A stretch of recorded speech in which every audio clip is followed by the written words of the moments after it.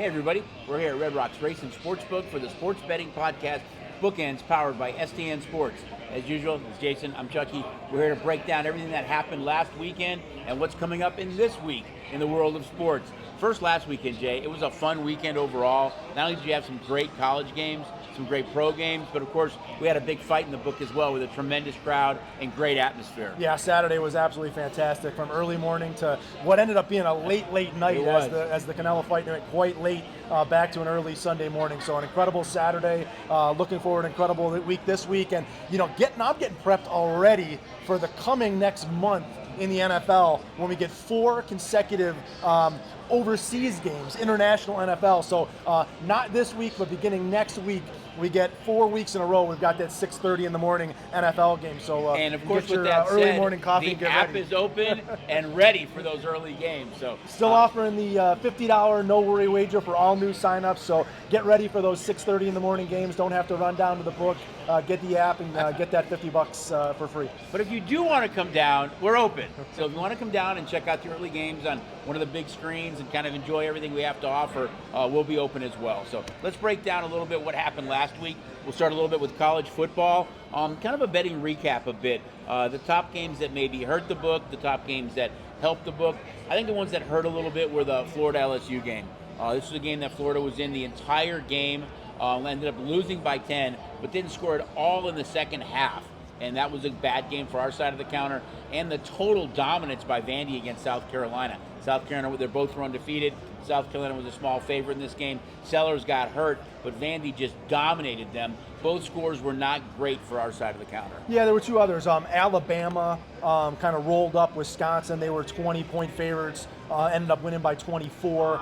And Utah, 24-point favorite over Wyoming, was another game that a lot of people cashed on a Utah Ute side. 2 of the other games that maybe generated the most action, the most buzz and hype were the Tennessee-Georgia game and the Notre Dame Texas A&M game. So Tennessee-Georgia, Tennessee getting that cover by a half point was really good for our side of the counter.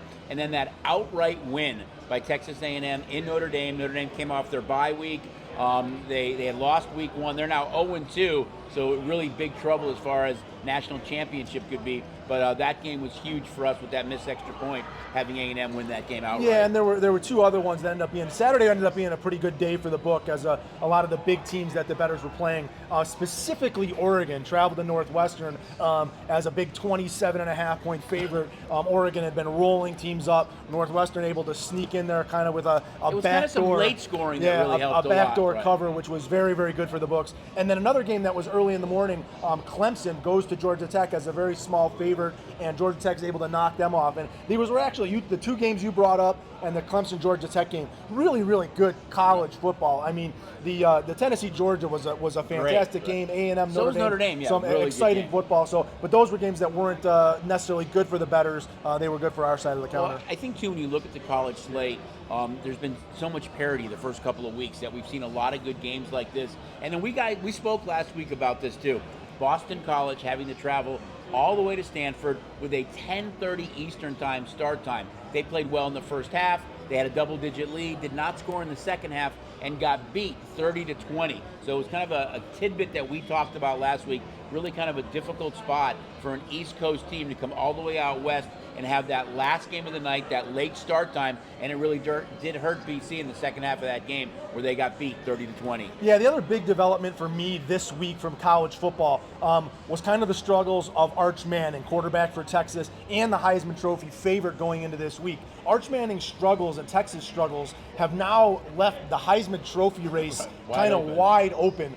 Some very good odds on the guys that are out there, whether it's Carson Beck, John Mateer, Gunnar Stockton, Dante Moore.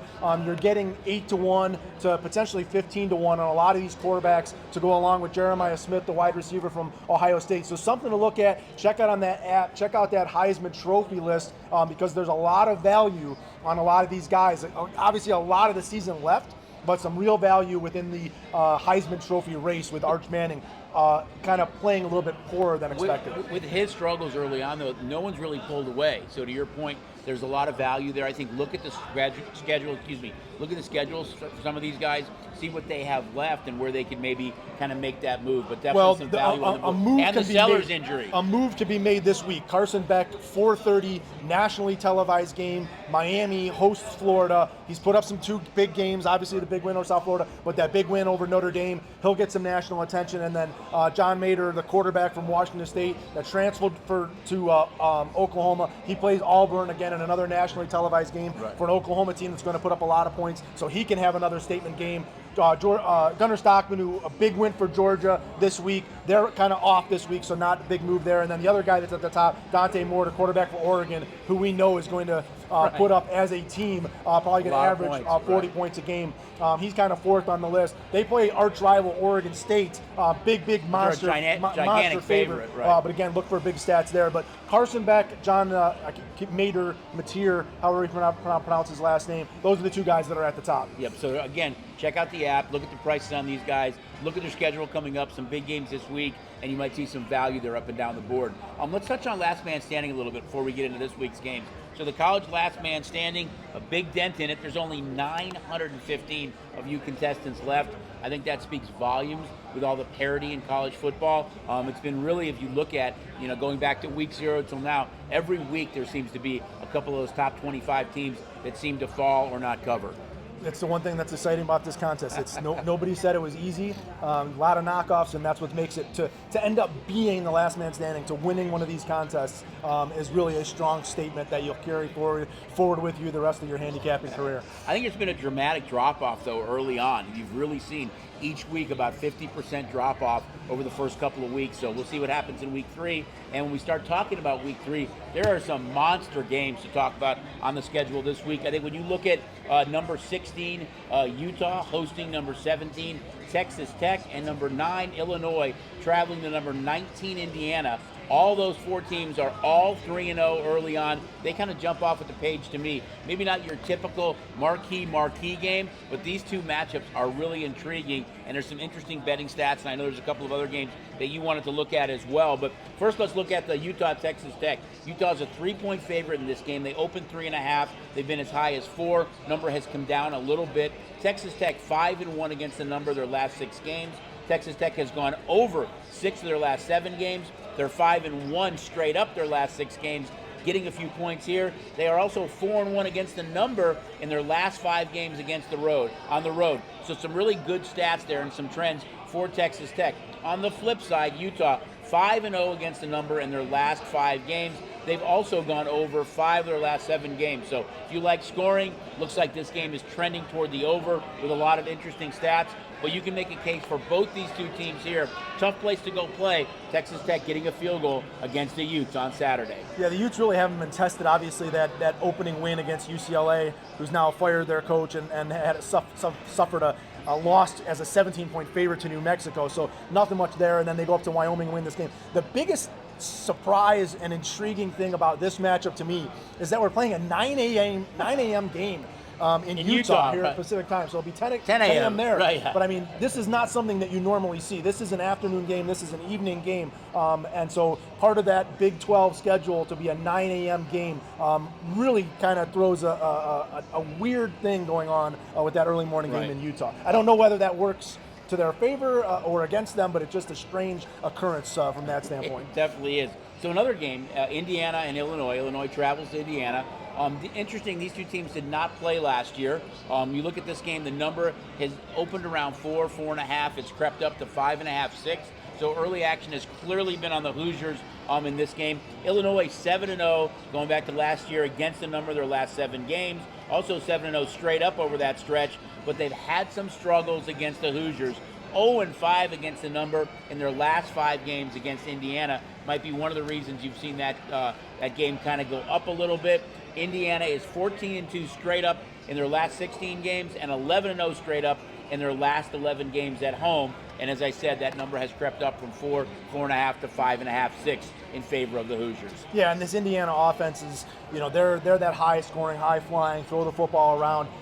Luke Altmaier, the quarterback for Illinois, this is going to have to be his game where he's going to have to go kind of match points and try and balance out what this Indiana Hoosiers team is going to do. And the exciting thing for this game is that if you're not familiar with our match of the day, Illinois-Indiana is going to be the match of the day. So you're going to get a 10% bonus on that game. And what's that mean is that money line price, you're going to get a 10% discount. So it's a minus $1.60, gets minus $1.50 if you're taking the favorite, and if you're taking a plus 140, you get a boost to a plus 150 on the dog.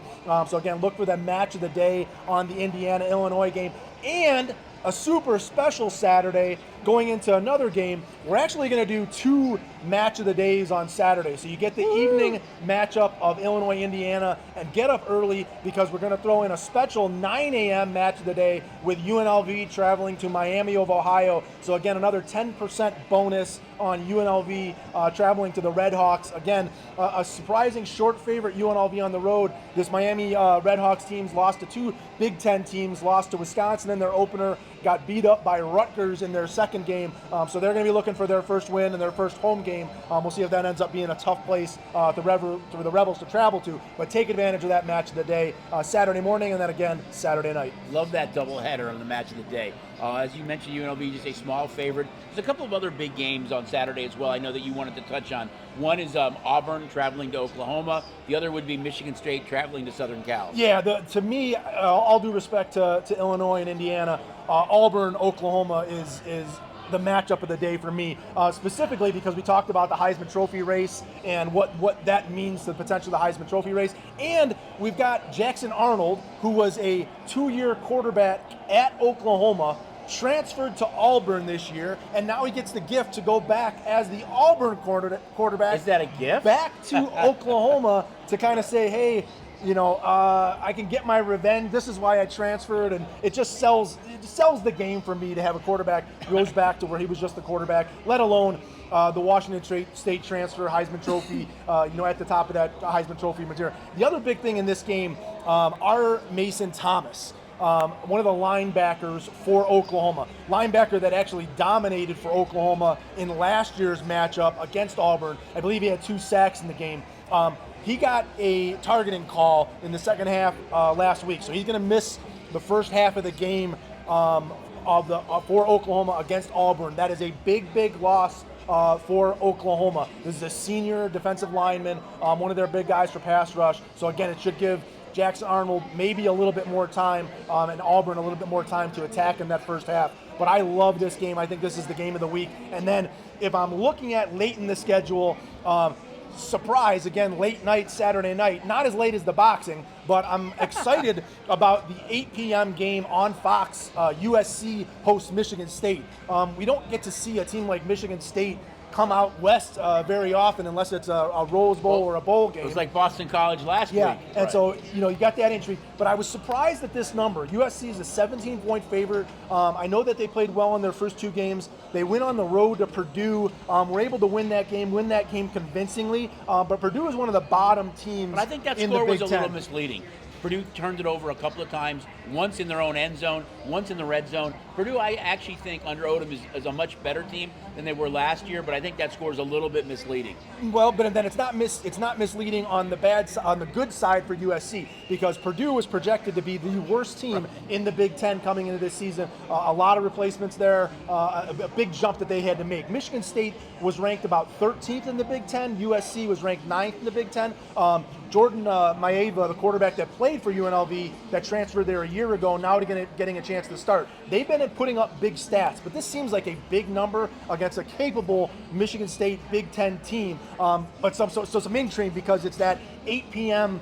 if you haven't had a good day, bailout game, or if you've had a good game, it's time to double up and make some money. So it's going to be an important 8 p.m. game, USC versus Michigan State. Well, I'm really curious to see how Michigan State plays in that late game, because we talked about it, last week and again earlier today, the struggles that Boston College had in that second half against Stanford. And if the same thing holds true here, then there's definitely that trend, and you're having teams from the East Coast really come out and play a West Coast game with a late start time. This is even a later start time, right? It's 8 p.m. So by the time you're talking about an 11 o'clock Eastern time start time for some of these schools. So really much different than what they're used to being in. And as Jay and I kind of talked about, get out here early. We've got a great early game in that Texas Tech-Utah game. A lot of fun college games going on that day. Should be a fun place to be. Great drink specials again, the $3 beers, $3 shots, $1.99 margaritas. You can't beat any of these stadiums. There's no place better to be than in one of our racing sports books on Saturday. Yeah, 9 a.m. you got Utah, Texas Tech, and you're going to have UNLV versus Miami of Ohio. So again, a great wake-up call on Saturday morning. So come out and check all the action out for Saturday. Now we're going to talk a little pro football. So we're through 2 weeks in pro football. Definitely some good, definitely some bad, definitely some ugly, some trends to look at. But let's start with some of the games that really kind of stood out last week, Jay, that from our side saw a tremendous handle. Maybe a good game for you guys, maybe a good game for us. But I'm going to start with the Dallas Cowboys and the New York Giants. That game was just heavily bet in favor of the Cowboys. A lot of guests laying what was once 5.5, and even 6 there. It was a great game by Russell Wilson. Great game by the league neighbors. They still found a way to lose that game. Good for us as far as the point spread goes. Bad as far as the money line goes. But that was one of the games that really generated a huge amount of interest last week. You had to pick the game that made bookmakers around the country absolutely sick. Through 2 weeks of the NFL season, favorites of 6 points or more are 12-0 straight up, meaning that they might not have covered the spread, but if they're a 6 point or more favorite, they've won every one of the games. Let me just interject 1 second. If you go back to last year, I think from week 13 on, they hit it a 91% clip. So that trend is kind of carried over now to this year as well. Yeah, and it's not been good, and it's not been fun, and the public's cashing a lot of tickets, cashing a lot of teasers, cashing a lot of money line parlays. And this game continued that trend, and it had a chance to knock down the whole week. A lot of parlays, a lot of survivor pools. We're riding on Dallas. The Cowboys take the lead with 25 seconds to go. Of course, CeeDee Lamb catches the ball over the middle. We see Aubrey kick a 64-yard field goal. Then the nonsense in overtime, and Russell Wilson falls apart, and the Cowboys win. And it was a heck of a game.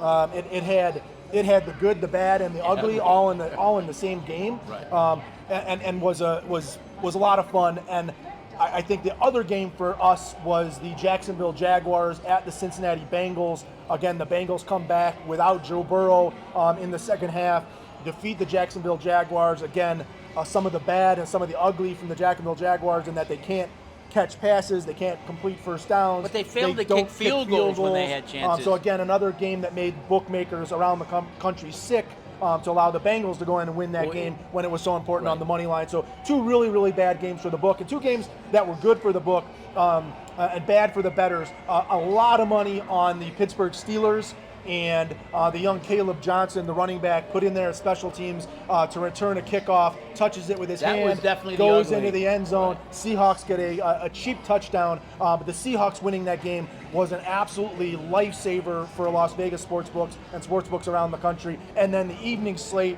where the Atlanta Falcons went into Minnesota and able to knock off the Vikings, and what we saw, the Bijan Robinson, Tyler Algier running game was absolutely fantastic.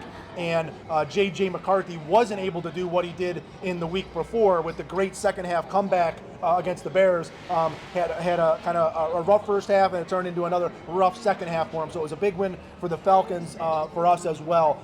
Those are kind of the games that highlighted the schedule for me. You moved on too fast for me, because I was actually going to say that, I really thought I was ready to burrow the Bengals once Joe got hurt, but you moved on too fast for me. But some of the other games that were really good for you guys were the Lions over the Bears, the Ravens over the Browns, The Rams over the Titans, the Bills over Every the Jets. other game was always good for the really public. good games for the public as well. So we were looking for a couple of dogs, and really the Seahawks was huge, but getting those the Falcons to win on Sunday night was monumental. Kind of saved the overall Sunday slate. In the Monday doubleheader, the Bucs-Texans game ended up being a really fantastic game as well. This is now 2 weeks in a row that Mayfield has been able to kind of lead that team to a late score. And I will mention yet again, 2 weeks in a row, Emeka Egbuka puts the ball into the end zone. Somebody's been touting Emeka Egbuka for about the last month. Didn't have a big game yardage-wise or catch-wise, but when you can score those touchdowns, get those fantasy touchdowns, let alone for the Tampa Bay Bucks being able to put the big win up for them. Emeka Egbuka, another good game for the Bucks. The one thing that really stood out, and you guys did really well on Sunday, is that so many of the games went over.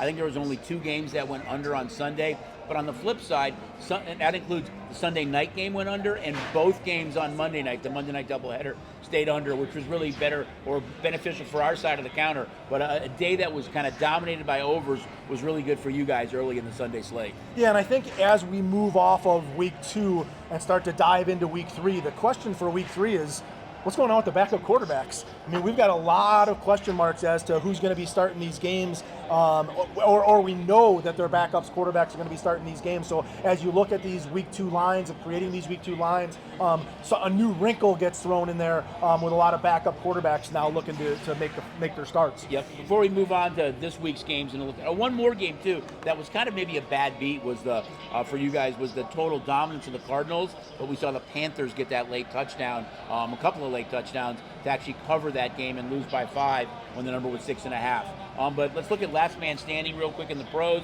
1497 contestants remain in last man standing, so not quite that 50% jump decrease, but still a little bit of a decrease as well in last man standing. So let's go to weekend discussions and topics before we look at the games.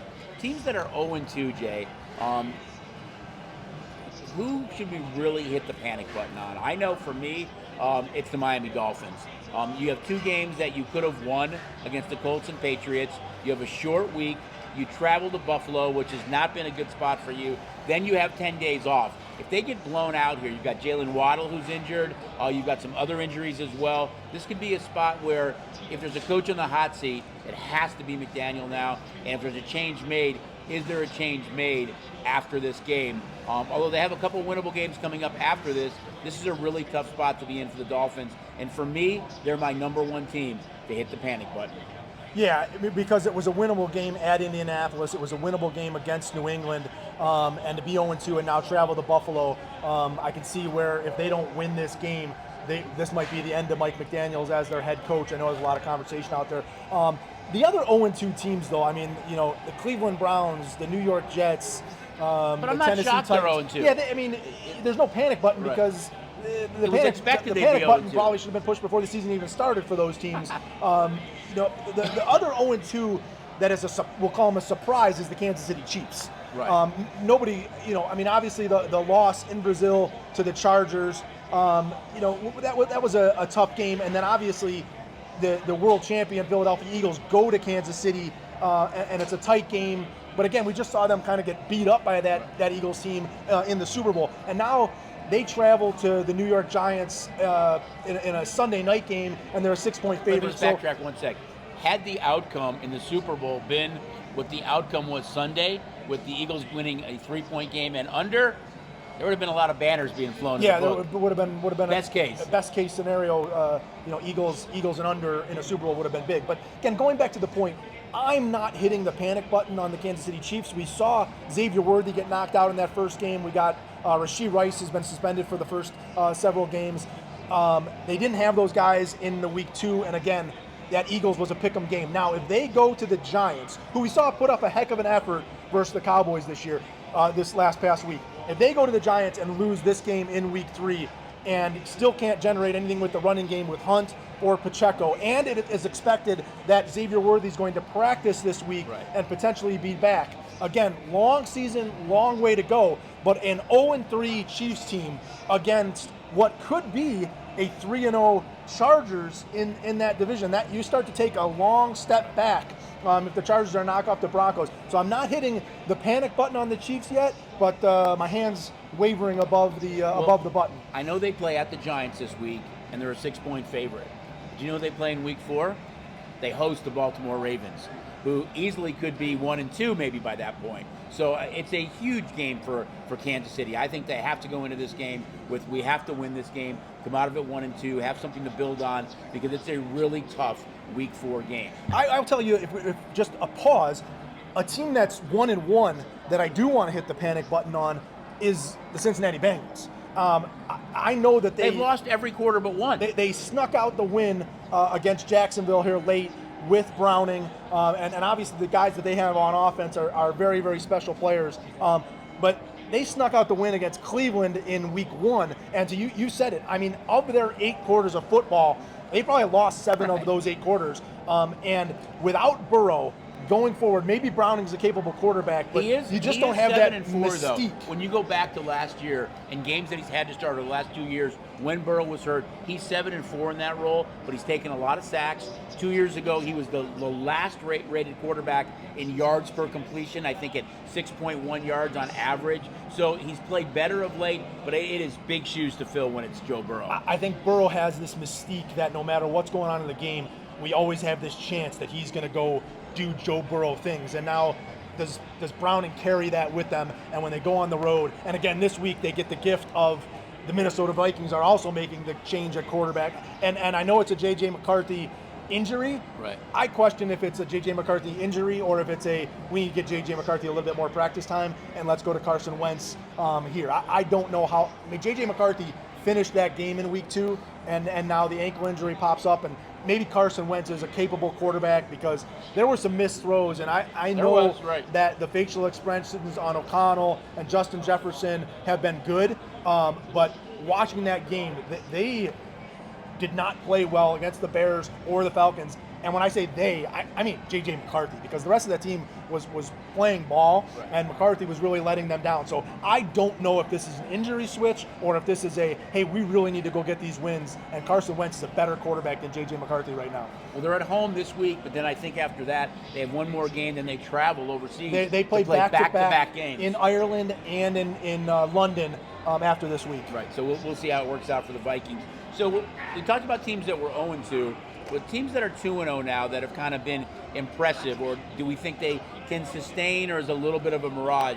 I mean, for me, it's the Green Bay Packers. I mean, they look like they might have the best defense in the league. Jordan Love really seems to be coming into his own. We know they can run the ball with Jacobs, but that pass rush has looked sensational with Micah Parsons. They just play really well on both sides of the ball. You're going to get Christian Watson back at some point. For me, the most impressive 2-0 team right now, and who looks like they belong, is the Green Bay Packers. On the flip side, there's a couple of teams that are 2-0 that I think the jury's still out a little bit on. One is Indianapolis Colts. I love the way Danny Dimes has played so far. You and I have talked about it. Great weapons on offense. If it's the rookie tight end Warren, if it's Pittman, if it's Pierce, Downs, Taylor at running back. They have a lot of really good skill position players and a good offensive line, but 2 really close games. But hey, that's what happens. If you win close games, that helps a lot. But the Colts, for me, still jury a little bit out. But the team that I'm really impressed with at 2-0 is the Green Bay Packers.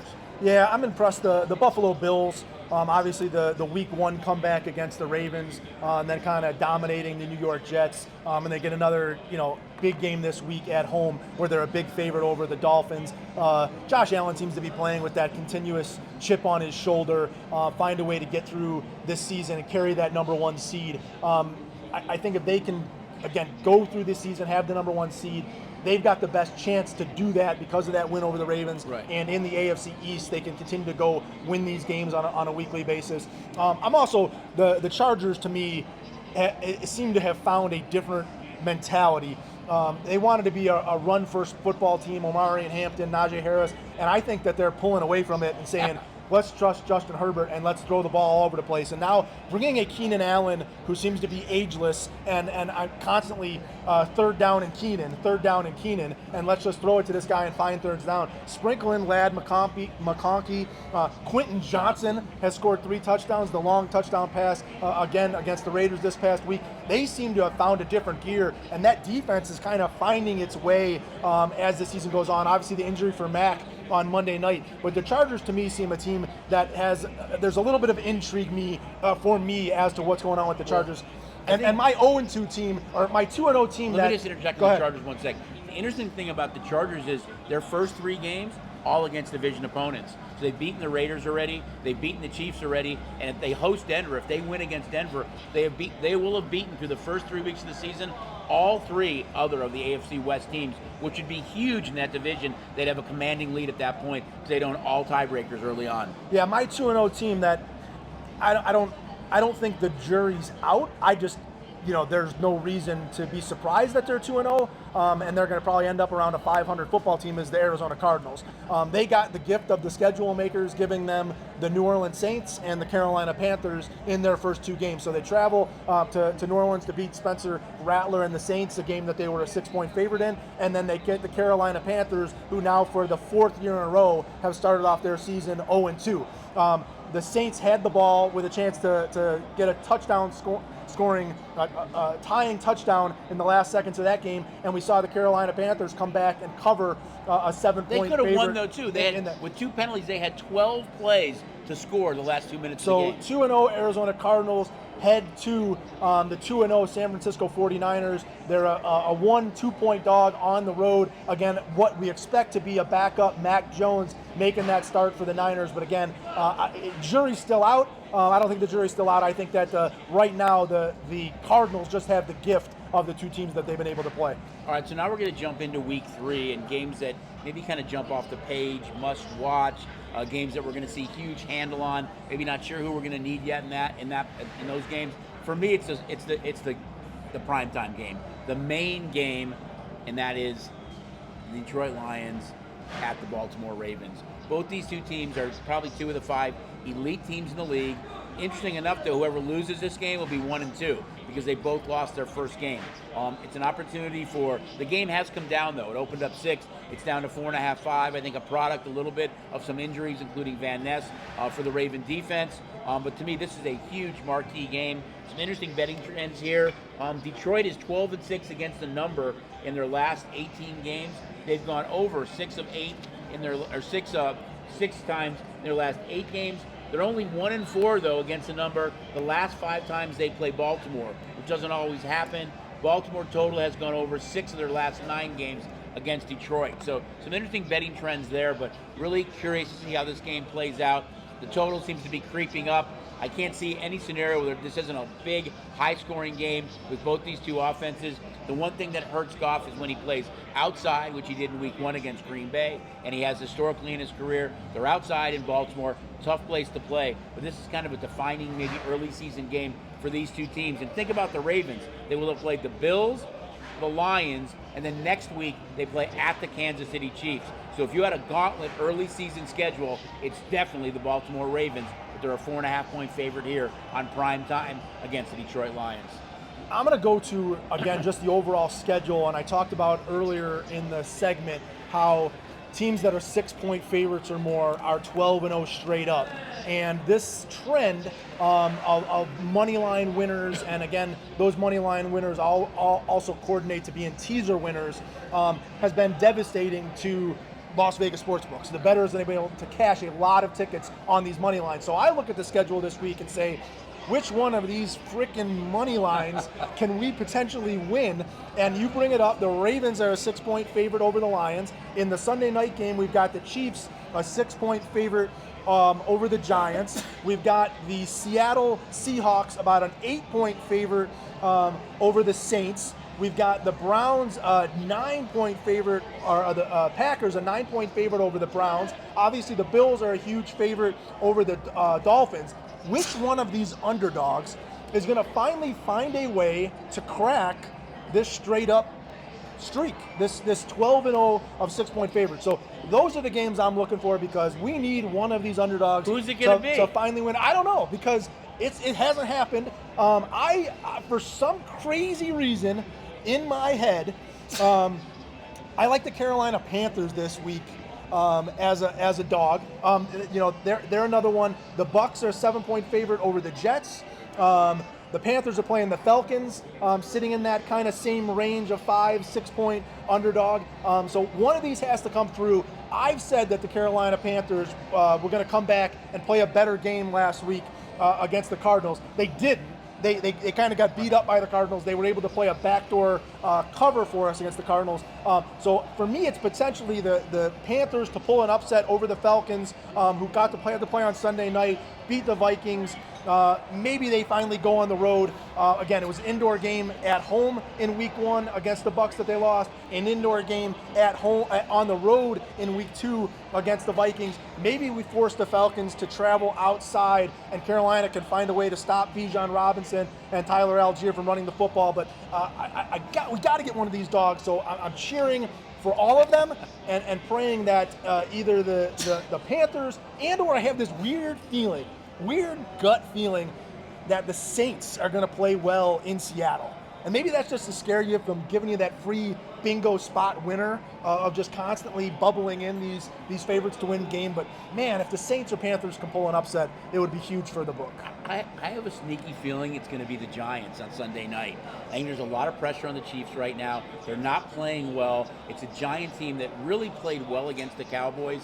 It looks like Tracy may not be able to play this weekend. He's banged up. Cam Scadaboo would get the start then at running back. They've got the tools and the weapons to kind of score, and that's been the Achilles heel lately of the Chiefs. Chiefs know they have the Ravens coming up. I think the Giants are going to at least keep that game close, but I think the Giants, very sneaky pick, maybe can get the win on Sunday Night Football. Another one that I like, that we're cheering for, that I think is a dog that's live on the money line, strange as the Tennessee Titans. Yeah. We saw them lose in week 1 at Denver. We saw them lose in week 2 at home against the Rams. I feel like this is a different quality of opponent, and I'm a big Colts guy. I think you'll remember if we go back weeks, I think the Colts offensive line is good. I think their special offensive players around Danny Dimes are special, and Danny Dimes just has to not make mistakes and they can win games.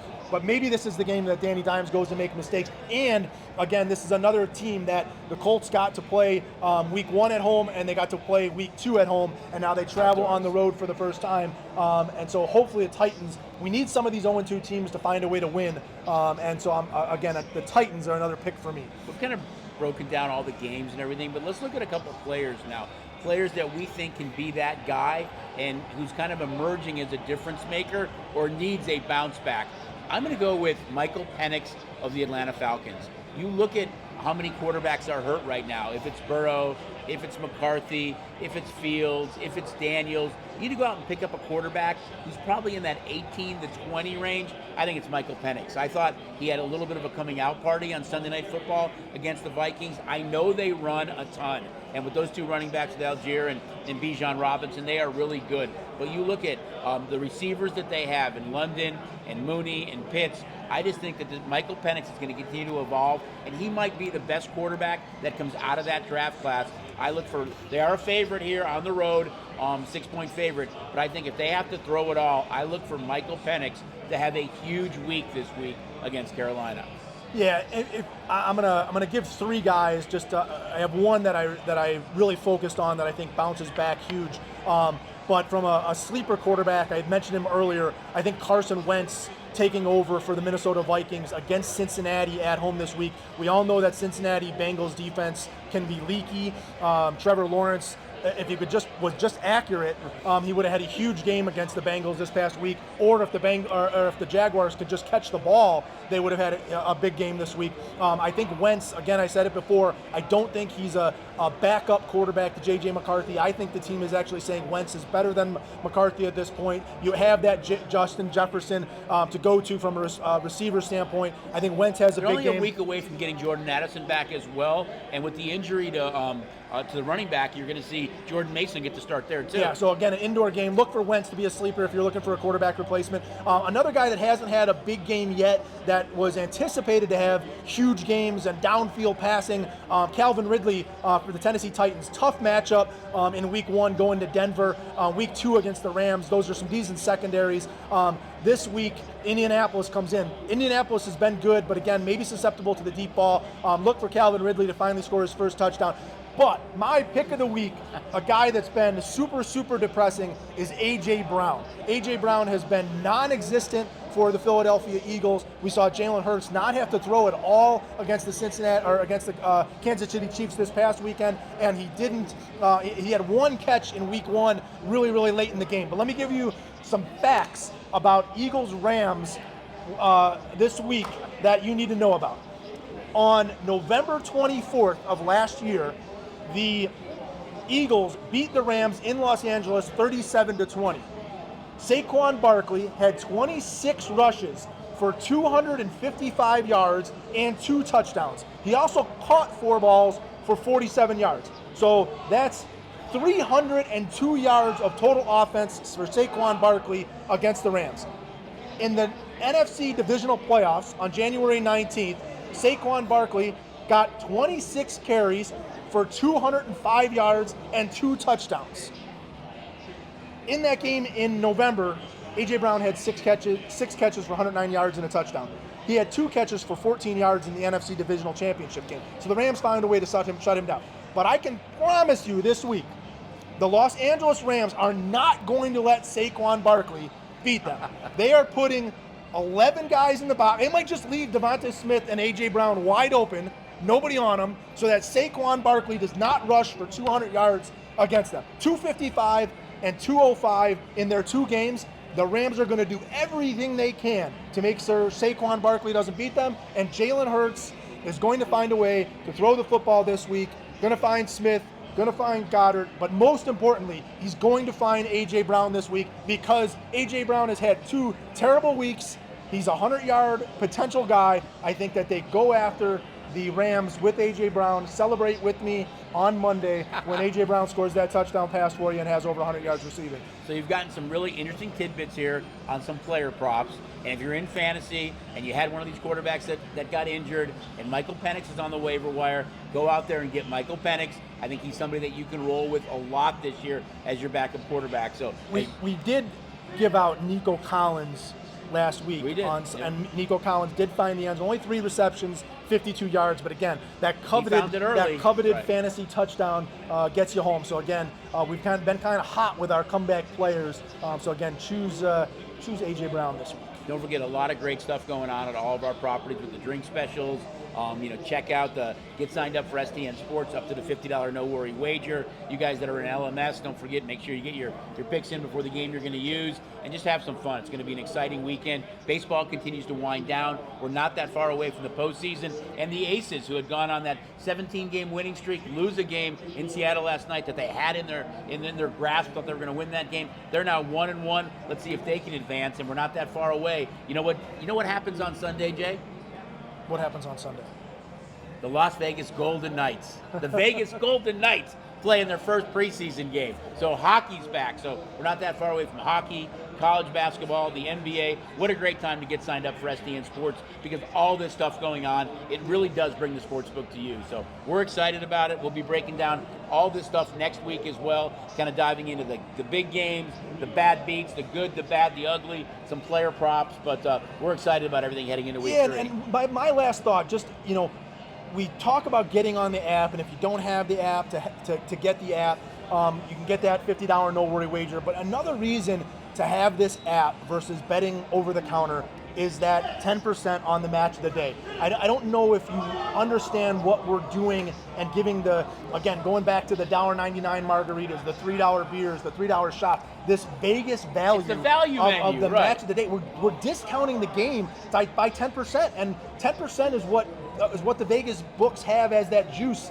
that gives us the ability to make money, and we're giving it back on the match of the day game. So you don't have to lay that extra 10%. We're giving you 10% back. take advantage of that match of the day. We talked about the doubleheader that we got going on Saturday. Friday night, we've got Rutgers and Iowa. That'll be your match of the day. The match of the day is every day. Every day. Sometimes you're going to find it multiple times of the day. Sometimes get in there late at night. You're going to find some Japanese baseball, some Korean baseball, soccer. There's all kinds of bonuses, Vegas value. Check out the match of the day. Make sure to play it and take advantage of that 10%. So you heard it here. Don't forget, get signed up for SDN Sports. So for Jason, I'm Chucky, and again for the Sports Betting Podcast, Bookends powered by SDN Sports. Good luck this week, and we'll see you guys next week here at Red Rock.